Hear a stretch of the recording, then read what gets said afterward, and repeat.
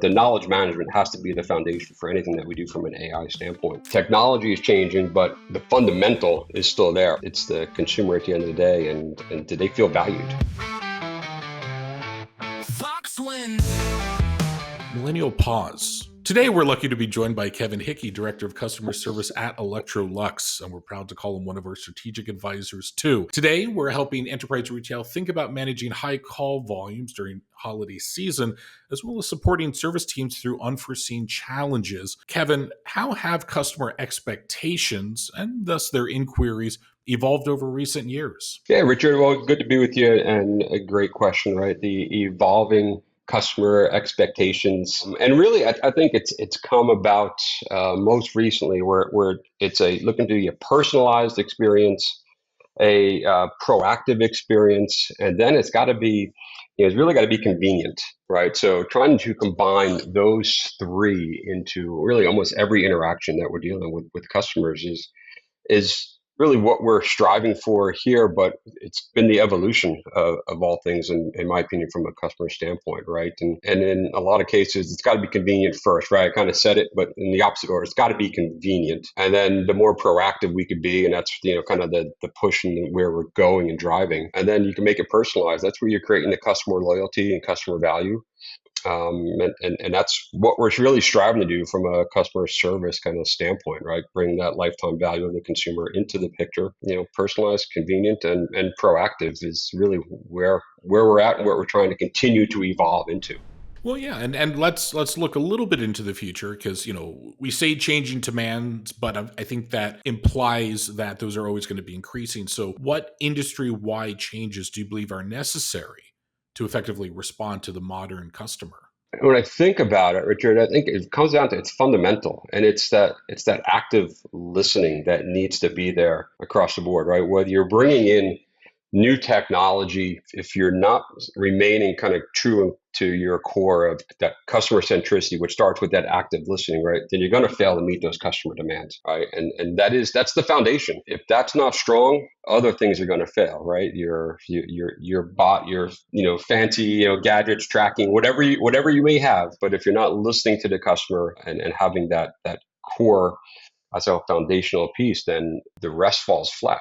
Right, and you're never going to meet those consumer demands of today, but also of tomorrow. Right, Technology is changing, but the fundamental is still there. Right, it's the consumer at the end of the day, and do they feel valued? Right, how do you make them feel valued through new technology, but also how do you make them feel valued through the people that you have and employ, and that they still interact with? We talked about AI with just about every guest on the show in one way or another. And I do hope we're representing both the bullish and bearish considerations for adopting this new technology. We want to be fair. How do you foresee this technology influencing call volume, or maybe just service holistically, in the future? It's brought up everywhere, right? No matter who you're talking to, everyone's interested in AI. Every vendor's trying to sell it. Right, consumers and customers, they talk about it as well. Right, it's good or bad. To your point of bullish or bearish, it's there. It's here to stay. But I think the one thing that I look at, and I try to make sure that we spend more time on than the technology is one thing, of course, and its critical component. But the knowledge management aspect of it is typically underestimated.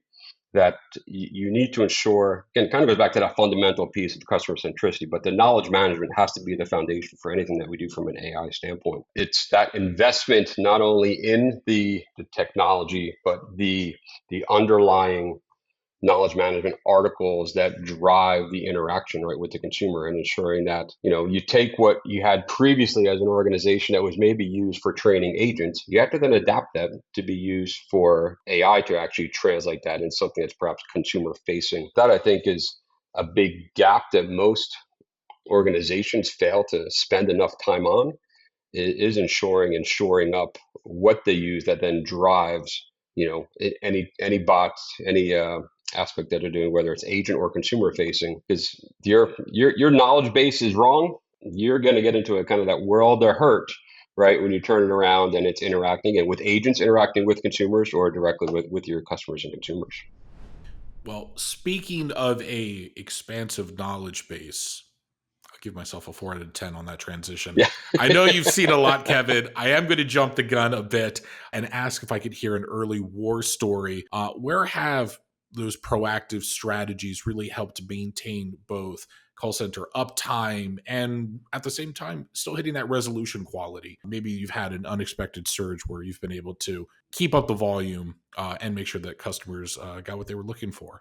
Yeah, there's always peaks. I think, in any service organization, right? Whether it's, holidays, summer promotions, you name it, right? They're all over. And for us, it's really been about how do you maximize, the use of technology. So the use of our chatbots, right, on our peak days and balancing with the consumer needs, and then taking that and even linking it to how do you utilize the technology perhaps more in certain areas where you have an event that you don't plan for, right, where you have some kind of outside influence, outside circumstance. Let's say we've talked in the past about our weather events that sometimes hinder, in this case, our contact center, which happens to be in the Philippines. And, and how do you leverage the technology to make sure that in times of distress, that the organization is still well suited to manage the consumer demand while you're also taking care of, employee needs and demands. And so we've been successful in that area just recently, about 2 months ago, where we had a significant storm hit our contact center. And,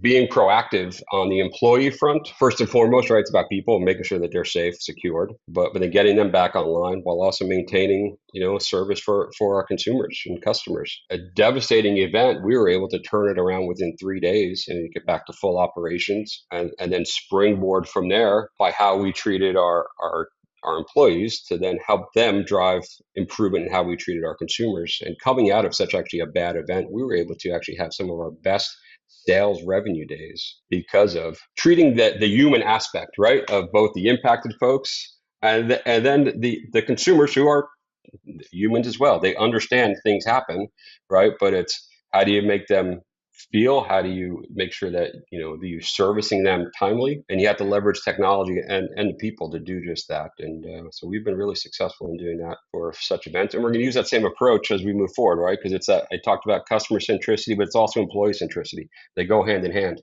and you have to take care of your consumers, they take care of your customers. That old saying remains true. And then you weave and leverage technology to help, further drive that value. Listen, we represent the voice of leaders, and that's going to include some spicy ones from here and there. Let's get into some hot takes. Kevin, do you have a bold prediction about the future of customer service that might surprise your peers? I'm not sure, Richard, how bold it is, but I just see as we're going down this path. I mentioned how consumer consumer expectations are changing. I use the word proactive. From a service standpoint, our attempt to be proactive, if we don't watch, proactive is going to quickly turn into consumer thinking that we are actually being intrusive.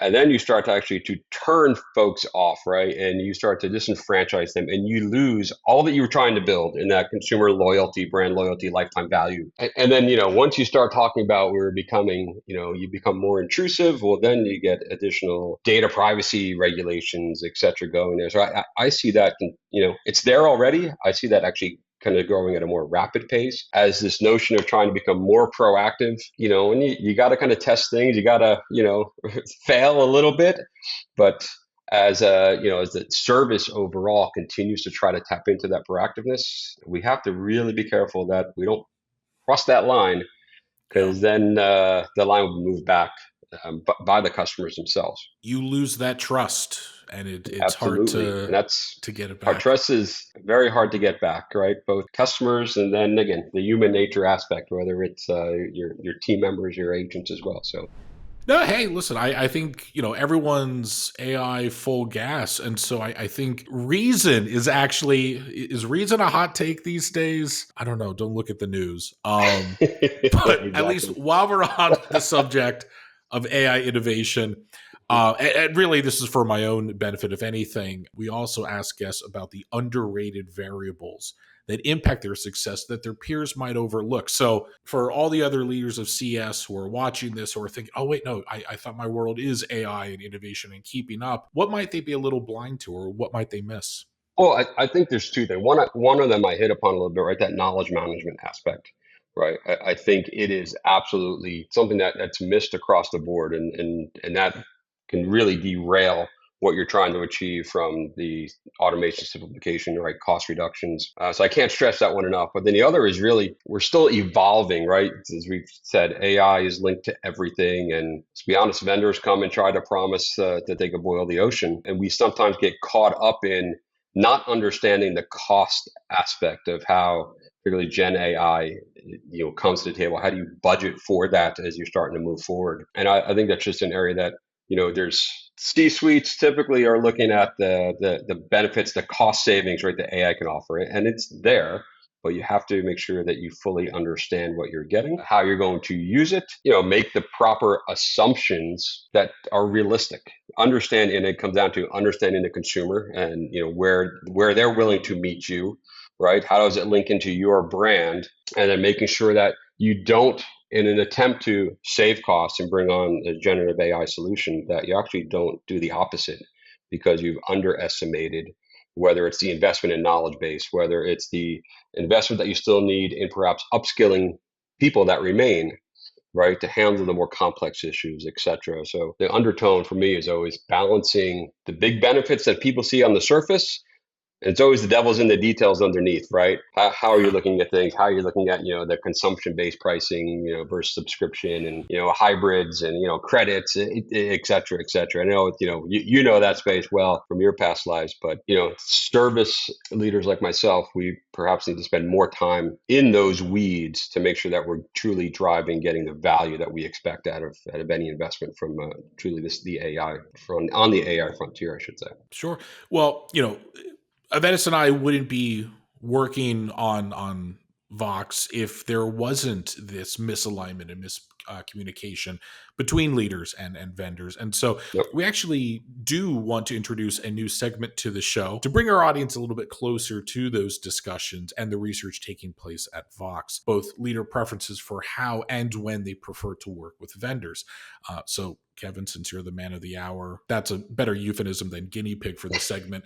What qualities do you look for in vendor partnerships, and how should vendors support leaders like you in navigating industry challenges? You got to be reliable and trustworthy, first and foremost, right? That's kind of the ticket to the dance. Because if it's not there, if you come in and you approach me with just purely that sales mentality versus someone that you could be a trusted advisor, right? That you're here to help me and not just help yourself. That's the key. If you don't do that to start, we're not going to take a second conversation, right? So I mean, it's somewhat basic, but it's also the notion of, right, don't try to sell me, right? Try to help me. Unless you understand what I'm dealing with. And it's one thing to say, hey, you want to reduce costs. Everybody wants to reduce costs, right? You don't need to get another email that says, hey, 30% saving opportunity. Everybody's trying to do that, but you need to take the time and show that you want to actually understand what my needs are, besides that new flashy, topic that's being, mentioned in the news or during, industry events. But you have to show that I can trust you, and that you're willing to take the time to understand my needs and then how you help them versus saying, versus just trying to sell me, right? It's got to be about me versus about you. Totally. No, and honestly, I think that was a great tenet that you've helped install in this company. We know that we operate and we work. I've said this in some of the communications to leaders. We don't really have a moat. It's our reputation. It's whether or not we execute and make these B2B partnerships better for leaders. Do we cause a positive effect on the market? If we do, continue to work with us and to share the insights that you do. And if not, then I think without your trust and belief, the whole, house of cards falls down. Falls apart. All right, let's pivot into our next topic. Kevin, our audience may not know you to be the people leader that Avedis and I know you to be. So I'd love to pivot into you as that EQ advocate. How do you keep your team motivated and ensure their well-being during some of those high-pressure times? I've said it a couple of times, right? It is about the people and the relationships and make sure that they feel cared for and trusted and overall supported. And it's giving them, so for us, and particularly here at Electrolux, but it's also been throughout my career, you need to make sure that no matter who it is on the service team, the frontline agent, the team lead, right, a senior manager, et cetera, that they all feel that their voices can be heard, that their input is valued, and that you're going to give them feedback as well, right? I remember just a quick little story. I remember early on in my career in this space, sharing my opinion to a leader. Richard, he looks at me and he says, if I want your opinion, I'll ask for it, right? In one of those, we've all kind of had those relationships. But it was one of those moments for me in my career where I said, "Oh, I'm going to make sure I never treat somebody like that again." And so now for us to make sure that people, when they're going through high stress times, maybe they're not hitting a revenue target that we put in front of them, whatever the case may be, that you also take the time to hear them, to listen to what they have to say, to take their input, especially the ones closest to our customers, typically have a lot of value and ideas that can help us. And for me, that's where I've just found that the more you engage, the more sometimes you have to pull it out of folks, right? Richard, I want your opinion. I want you to speak up in this meeting. I want you to give me inputs and ideas on what a target KPI should be for this area. I may disagree with you, and I'll tell you why, and I'll bring you along on that journey of understanding, and that helps get your buy-in. I found it actually helps you actually perform and care a little bit more, right? Because not only are you helping the customer, helping the company, but you're also growing yourself as an individual, learning more, right? Ideally expanding your horizons. You're seeing the value in being challenged and doing some critical thinking that maybe you haven't thought about in the past. And that keeps that engagement, it keeps a human connection. Then that flows into helping the customer, right? So it's a little self-fulfilling. Yeah, actually, it takes me back to when I made my pivot out of mental health and got into my first startup. And I was, to say that I was leading HR, but it was really my first HR job. Can't say how much I was leading to begin with. But I do give a ton of credit to that initial executive team. I mean, Count Avedis Gazarian on that, Christian Brucaleri, Ajame Aramaselli, Joe Rettenmeyer. Oh my God, now I have to name everybody. Gemini Patel. You can't forget anybody now. I can't forget anybody. But it's being around a bunch of people that let me have a voice and let it be heard in meetings, and gave me the confidence to really say, oh yeah, I am, to the point of those teams, a little bit closer to boots on the ground of how the employees are truly feeling and acting. And it's great to see people who give that same confidence as well. So Kevin, we talked about this at our last meeting, but if Avedis and I took the same approach on how we value that career development for these entry-level roles, specifically the SDRs, and I imagine we have a couple of them watching the program today. We were pretty transparent. Yeah, it's a bit of a grind, learn, absorb, and then use this to springboard to another role. My career worked the same way, and maybe we worry about that MBA when inflation goes down. But for the time being, it is a fundamental motivator for any individual, though. What do you think have been sort of the key drivers that have made up sort of the modern customer service team, either from your direct experience or how you see the BPO model evolving? Yeah, so one thing I really see from the BPO model, which is what we use right now here at Electrolux, is the notion of, well, it's that engagement, right? It's that I'll say employee loyalty. They're vendors, but their employee loyalty, making sure that we're working on developing them as individuals, get some of their buy-in back to us. And I think it's very different than how things have been done in the past. It'd be easy for me to give you, Richard, KPI, a target. We then have weekly or monthly business reviews, and I applaud you or I reprimand you because you're not hitting a target, right? And we can continue our relationship and go on like that, right? And we just go, and we do, right? You suffer high turnover, right? My consumers feel that turnover, and there's churn in the system, et cetera. So the evolution for us has really been making sure that, it's cliche, but that word partnership, it really has to mean something, right? That there is an investment in not just, company to company, but individual to individual, right? Where I'm going to work with you, Richard, the team lead, the manager, right? The account executive at the BPO, to make sure that you understand not just my business, but you understand business overall, that I'm helping you grow and develop your business acumen. That then fosters, again, greater collaboration.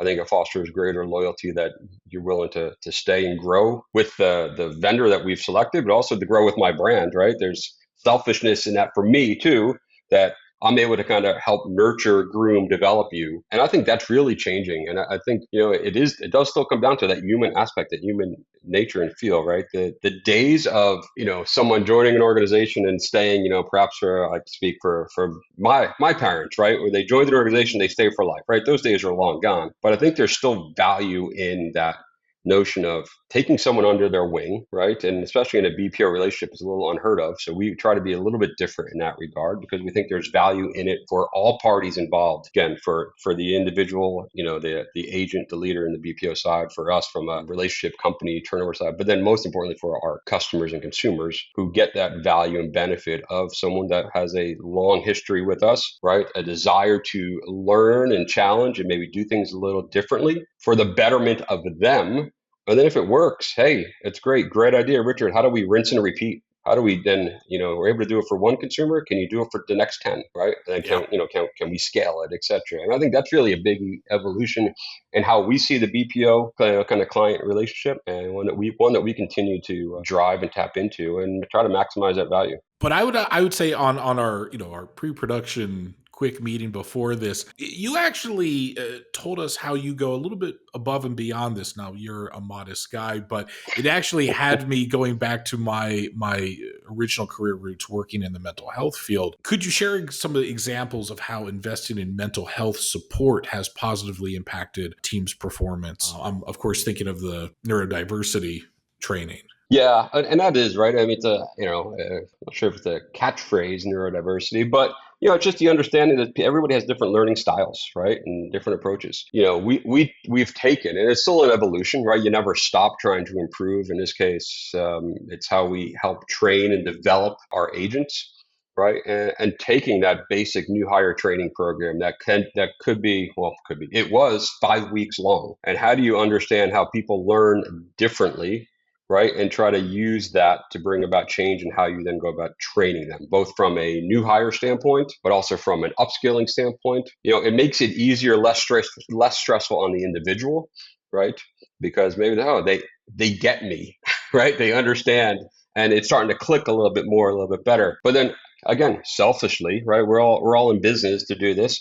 Selfishly, it also helps us in improving that slope to proficiency, right? If I'm able to bring someone in the door, train them a little bit differently, they're able to come and be productive for me that much faster, right? And then now I know how they're learning, right? Adult learners, et cetera, that we could tap into that when we need to change things. We need to bring about technology. We bring about some agent assist with AI as an example, right? Or we need to change our knowledge articles. It connects to all these things that we have to do to continue to evolve, but you have to take the mental aspect of how we are as human beings and weave that into everything that you do. So it's, we talk about neurodiversity. It's not brain surgery, right? It's also still back to that somewhat of fundamentals, but it's a critical approach, especially as things evolve somewhat as quickly as they are. You have to make sure that people are coming with you, and you need to make sure that you fully understand their mental and physical state and well-being.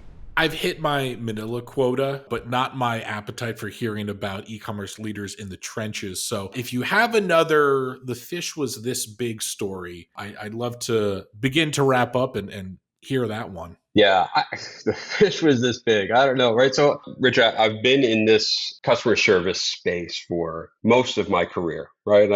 We don't need to put numbers out there, but it's been a while. And so, in a past life, past company, we had a major cyber attack. We were hit globally. Active Directory taken down. And I know for anyone that has, any connection from an IT space, that's kind of somewhat the lifeblood. So we were left scrambling. We had no idea when our communication system was going to come back up. We had customers that we knew were trying to get in touch with us. We knew we needed to get in touch with them. We decided to just go a little unorthodox, and I sent one of my team members down the street. Again, some of our younger viewers won't recognize the store, but down to the local Radio Shack, right? And we bought them out on the burner phones, throwaway phones, and we ran a contact center, a 500-person contact center. We ran that size of a center for 10 days on nothing but burner phones. It was one of those experiences where you're looking back at what were we thinking? How did we pull that off? Right. But it's one of those where, again, it builds loyalty from your colleagues, your team members, right, that you're willing to take some risks. You're willing to, one, if they're not working, they weren't getting paid, right, to keep them engaged, to keep them there helping the consumers. But also, again, customers understand, but you have to be, as much as you can, proactive in communicating with them. And it gave us the ability to say, hey, we're having an issue, but we're still here for you. It's an unorthodox way to maybe get in touch with us. Literally, they were calling in, they would leave a message on one phone. We'd clear those messages every half hour, and we'd have people scatter and call consumers back, right? I mean, it was truly, kind of an unorthodox, fun, chaotic time, but it ties back into making sure that people are taken care of, right? That's also still what it came down to, and that's always what it is. I think in the service space, technology is going to continue to be there, going to continue to evolve, but people need to feel trusted, cared for, heard, appreciated, right? All these things that we talked about. Yeah. So I don't know how big that fish was, but it was sure was an exciting time, and one which I hope I never have to do again. I'll also say that. It sounds like any really good startup story or fire story.